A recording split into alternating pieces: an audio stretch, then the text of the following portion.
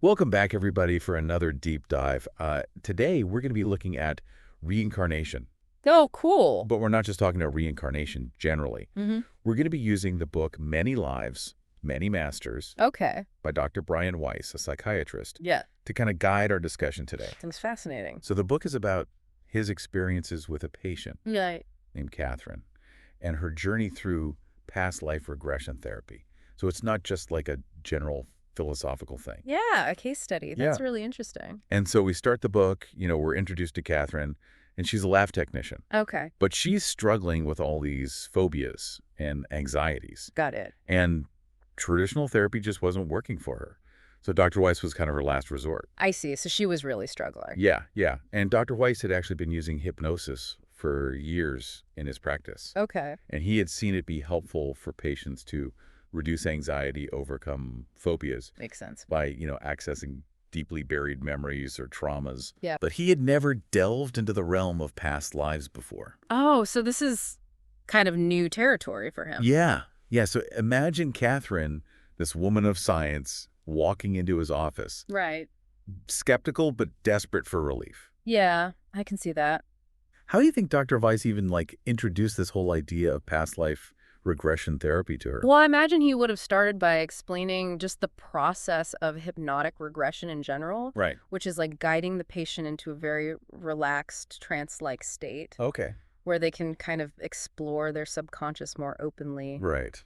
And he probably emphasized that it's not about like taking control or anything like that, Right. but more about gently guiding the patient to access their own memories and experiences. Yeah, that makes sense. Yeah. And with Catherine, those memories led to some really wild revelations. I bet. Her first regression took her back to ancient Egypt, Wow. to a life as a Rwanda in 1863 BC. That's amazing. What did she see? So she described all these vivid scenes, white steps leading up to a building with pillars, Okay.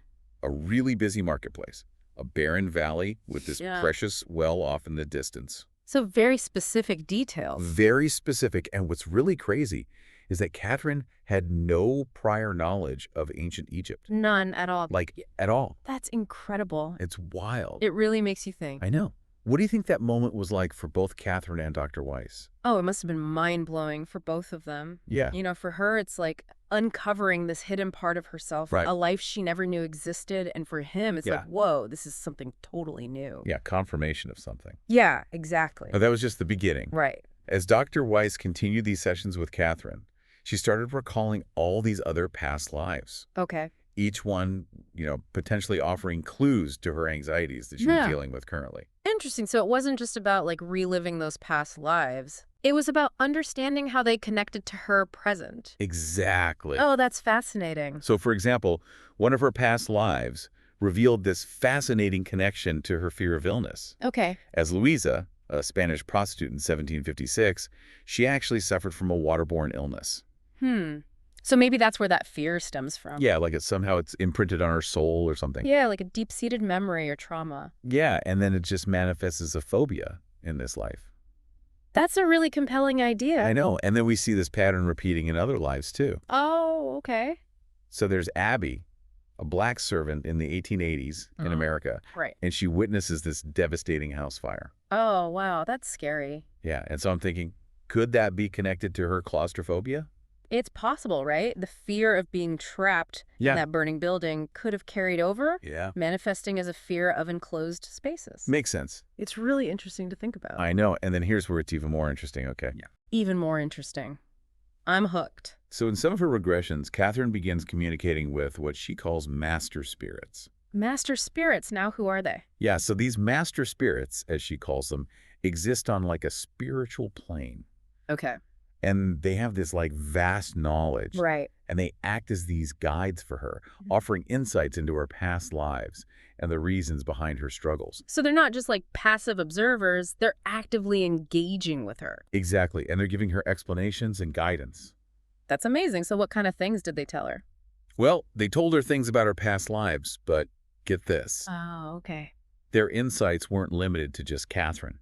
What do you mean? They even revealed information about Dr. Weiss's deceased father and son, No way. Things that Catherine couldn't have known. things Catherine could not have known. Wow, that's wild. What did they say? So they revealed his father's Hebrew name was Abram, Okay. and the cause of his death, heart disease. And Catherine didn't know any of this. No. And they also talked about his son who had died in infancy Oh, wow. from a rare heart defect. That's heartbreaking. Yeah, and they described his son as like making a sacrifice, like he was an advanced soul who chose to help Dr. Weiss in this way. Wow. I can only imagine what Dr. Weiss must have been thinking hearing all of this. But like, how could this be? Yeah, especially as a man of science. Right. Did he have any doubts? Oh, he absolutely wrestled with these revelations. Like, Right. look, how could he reconcile all of this with his rational scientific worldview? That's a tough one. Yeah, he really struggled with it.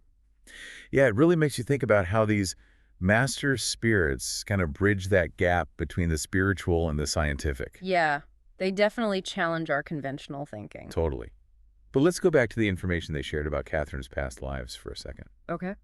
Were there any, like, recurring themes or patterns that emerged? Yeah, definitely one of the most prominent themes was this concept of karma, Karma, okay. which is the principle that suggests that our actions in this life and in past lives Right. have consequences, they kind of ripple through time. So it's not about, like, punishment or reward in a traditional sense, Right. but more about this cause and effect, Exactly. like learning and growth across multiple lifetimes. Yeah, it's like we carry these karmic debts across lifetimes Okay. until we learn the lessons associated with them. So balancing the scales, restoring that harmony. Precisely. I'm curious, how does this idea of karmic debts play out in Catherine's past lives?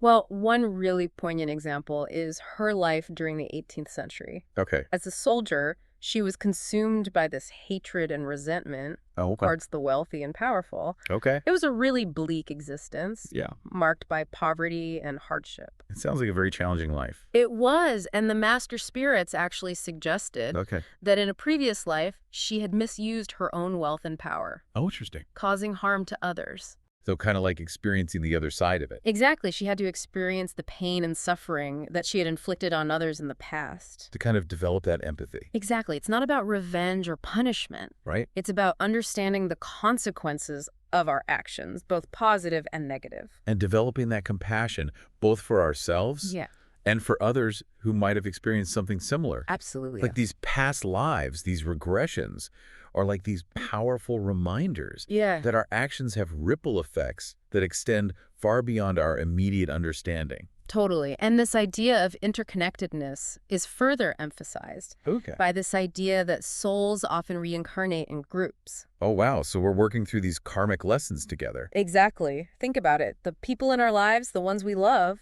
Yeah. the ones we struggle with, maybe they're not strangers at all. Right. We've met before, Yeah, we've encountered them in past lives. and we're weaving our destinies together. Precisely, our relationships, both the good and the bad, Right. are opportunities for growth, Yeah. learning forgiveness, Right. deepening our understanding of ourselves and others. And that kind of brings us back to this other key theme Yeah. that we see throughout Catherine's journey: love, Yeah. forgiveness, compassion. Yeah, these themes are so important. How did the master spirits address these in their messages? Well, they emphasize that forgiveness, especially self-forgiveness, Okay. is crucial for soul evolution. It's not about condoning past mistakes, No, not at all. but about releasing that burden of guilt and shame. Exactly. Allowing for healing and growth. Approaching our past with compassion and understanding. Yes, it's not about dwelling in regret, Right. but learning from our experiences and moving forward. And love. Oh, love is essential in this process. Yeah. It's about recognizing our interconnectedness, Right. seeing the divine spark in ourselves and in others, Yeah. and acting from a place of kindness and empathy. Such a powerful message. It really is. Especially in a world that's often driven by fear and division. Absolutely. But let's not forget about Dr. Weiss in all of this. Right, he was on his own journey too. Totally. He was going through his own transformation alongside Catherine. Definitely. Initially, he struggled to reconcile these spiritual concepts Right. with his scientific mind. Of course. But the evidence, those profound experiences he shared with Catherine, Yeah. they forced him to expand his worldview. And then he starts experiencing these unusual dreams. Yes. And receiving messages from a spiritual teacher named Philo. Oh, wow. So it's like Philo became his own personal guide. Yeah, offering him wisdom and insights that paralleled Catherine's journey. Exactly. Philo's teachings really emphasize this idea of balance and harmony, Okay. urging Dr. Weiss to reconnect with nature Okay. and simplify his life. Makes sense. And he introduced this metaphor of the soul Yeah. as a multifaceted diamond covered in dirt and tar. I love that metaphor. Yeah, it's a good one. What did he say about cleaning those facets? He explained that life's experiences, both the good and the bad, Yeah. help us to polish those facets Right. and reveal the brilliance within. And it's through facing those challenges, Yes. overcoming our fears, Right. choosing love over fear, Exactly. that we refine our souls. Precisely. The beautiful concept. It is, and it connects back to Catherine's journey. How so? As she worked through her past life traumas, Yeah. her anxieties and phobias lessened. Okay. She found a profound sense of peace and well-being. So she's cleaning those facets, Exactly. allowing her inner light to shine brighter. Yes, her transformation is a testament to the power of this work. Absolutely. It's not about getting stuck in the past, Right. but about understanding its influence on our present Yeah. and using that knowledge to create a more fulfilling future. And Dr. Weiss, he goes through a similar transformation too, right? Oh, absolutely. Yeah. He began losing his fear of death, embracing it as a natural part of the soul's journey. Wow, that's a big shift in perspective. It is. Did the master spirits or Philo offer any insights Yeah. into what happens after we die? They described the afterlife not as a place of judgment, Okay. but as a realm of rest and renewal and learning. Interesting. We review our past lives, Okay. understand the lessons learned, Actually. the debts we might still carry. So it's like a cosmic debriefing. Yeah, It's a chance to reflect and prepare for our next chapter. precisely. And we have a choice Okay. to return to the physical state or to move on to a higher spiritual plane. So it's about free will and the soul's own evolution. Exactly. That's incredible. We're not just these passive players in this grand scheme. Right. We're active participants shaping our own destinies. Absolutely. It's really reassuring to hear that the afterlife isn't about judgment. You know, Yeah. it's more about growth and reflection. Yeah. But if we're not really meant to consciously remember our past lives, how do we know if we're making progress? You know, paying those karmic debts, like in this grand scheme of soul evolution. That's a great question. And the Master Spirits emphasize that we don't need to remember everything. Okay. It's more about trusting the process, Okay. focusing on the lessons that we're learning in this lifetime. Okay. And they explained that the challenges we face, the relationships that we encounter, Right. even the seemingly random events that occur, Yeah. there are often opportunities to work through those karmic patterns. So it's about paying attention to the recurring themes, the patterns, Yeah. trying to understand what lessons those might hold. Exactly. Like, let's say you keep finding yourself in situations where you feel betrayed or abandoned. Okay. Perhaps in a past life, you were the one who betrayed someone, and now you're experiencing the other side of that dynamic. Oh, wow. And it's not about blame or guilt.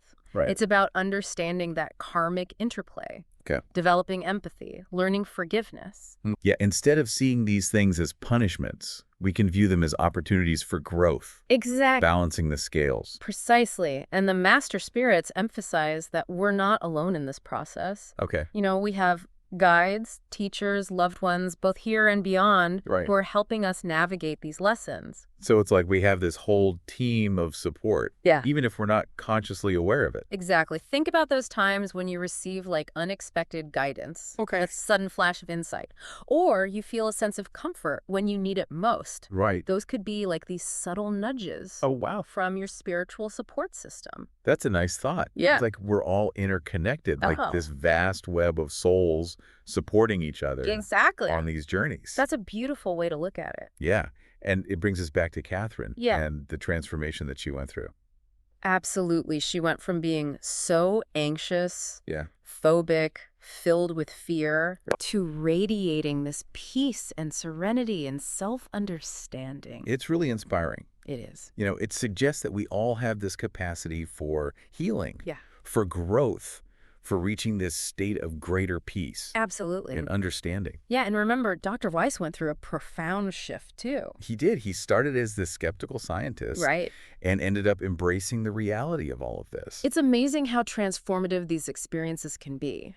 It really is. It challenges us to question our assumptions, Yeah. to be open-minded, Totally. to explore the mysteries of the soul without clinging to these rigid belief systems. It's about approaching these concepts with curiosity, a willingness to explore, Yeah. an open heart. So what does this all mean for our listeners? If reincarnation is real, Right. if karma is a guiding principle, how should we approach this life? It's the big question, isn't it? Yeah. And what really struck me throughout Catherine's journey and Dr. Weiss's journey as well Yeah. was the importance of love, forgiveness, and compassion. It's like those are the guiding principles for navigating this whole soul evolution thing. Exactly. And it's not about achieving some kind of, Yeah. unattainable state of perfection. Right. It's about recognizing our interconnectedness, Okay. extending grace to ourselves and others, Yeah. and striving to act from that place of love, Even when it's tough. even when it's really hard. Yeah, it's a lifelong practice. It is. So here's a final thought for everyone listening. Okay. If this life is just one chapter in this much larger story, Right. a story that spans lifetimes and dimensions, Yeah. how might that change the way you approach this chapter? What choices would you make differently? That's a great question. What legacy would you want to leave behind? Something to ponder. Yeah. And as always, the journey of discovery continues. So It does. thank you for joining us on this deep dive, and we'll see you next time for another exploration Looking forward to it. into the unknown.